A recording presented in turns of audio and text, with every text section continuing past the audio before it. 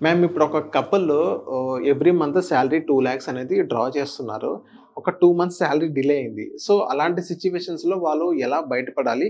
From the beginning ఎప్పుడైతే వాళ్ళు earn చేస్తున్నారో అప్పటి నుంచి వాళ్ళు ఎలా బిల్డ్ చేసుకోవాలి వాళ్ళ పోర్ట్‌ఫోలియో? అండ్ ఈ సిట్యుయేషన్స్‌లో వాళ్ళు ఏం చేయాలి? సో, ఫైనాన్షియల్ ప్లానింగ్ చాలా ఈజీ అనుకుంటారండి. మనమంతా కరెక్ట్ చేస్తున్నాము, అంత కరెక్ట్‌గానే వెళ్తుంది అనేది మనకనిపిస్తూ ఉంటుంది.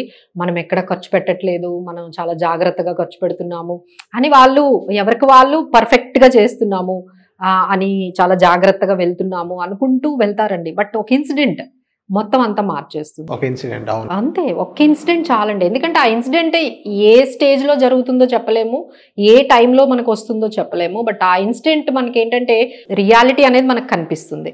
సో, ఇలానే ఒక పర్సన్ ఆల్మోస్ట్ 45 ఇయర్స్ అనుకోండి. ఆయన ఐటీలో చేస్తున్నారు. పెద్ద కంపెనీలో వర్క్ చేస్తున్నారు. అలానే ఆయనకు 2,00,000 సాలరీ వస్తోంది. ఎంత కంఫర్టబుల్ లైఫ్ చూడండి. ఆయనకు మళ్ళీ ఊర్లో చాలా పొలాలున్నాయి.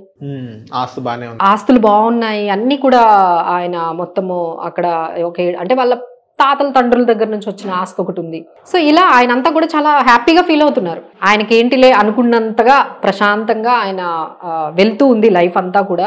సడన్లీ ఒక రోజు ఏమైందంటే హీ హ్యాస్ టు, ఇప్పుడు చూస్తున్నాం కదండి ఐటీ సిచ్యువేషన్, ఐటీ సెక్టార్లో జరిగేది. సో, దానివల్ల ఏమైందంటే ఆయనకి ఇన్సెక్యూర్గా అనిపించింది కరెంట్ జాబ్లో. ఆయన ఇంకొక కంపెనీకి అప్లై చేసుకున్నారు. అప్లై చేసుకున్న ఈ టైంలో ఒక 2 మంత్స్ సాలరీ రాలేదు. రాకపోయేసరికి ఆయనకు కొంత ఈఎంఐస్ ఉన్నాయి, పిల్లల చదువులు ఉన్నాయి, వాళ్ళ లైఫ్ స్టైల్ ఒక 80,000 వరకు ఉందండి. ఎందుకంటే ఇద్దరు పిల్లలు, ఇద్దరు కూడా ఇంటరు, డిగ్రీ ఈ రేంజ్లో, అంటే బీటెక్ ఇక్కడ ఈ చదువుతూ ఉన్నప్పుడు ఎంత ఎక్స్పెండిచర్ ఉంటుందండి? అవును, చాలా ఎక్స్పెండిచర్ ఉంటుంది. ఎందుకంటే పిల్లల చదువులకే చాలా ఖర్చు అవుతుంది. ఆ తర్వాత వాళ్ళ లైఫ్ స్టైల్ కూడా చాలా హై ఉంటుంది. ఆ రేంజ్లో ఆ ఐటీ కంపెనీలో అన్ని ఇయర్స్ ఒక పెద్ద పొజిషన్లో చేసినప్పుడు డెఫినెట్లీ వాళ్ళ లైఫ్ స్టైల్ కూడా ఎక్కువగానే ఉంటుంది. సో, సడన్లీ ఒక 2,00,000 శాలరీ రాకపోతే ఈజ్ అనేబుల్ టు మేనేజ్. దానికి ఫస్ట్ కారణం ఏంటంటే ఆయన దగ్గర ఎలాంటి లిక్విడిటీ లేదండి. సేవింగ్స్ అకౌంట్లో ఏమీ లేదు ఆయనది. అంటే వస్తున్న శాలరీ వచ్చినట్టుగా ఖర్చు పెట్టేస్తున్నారు.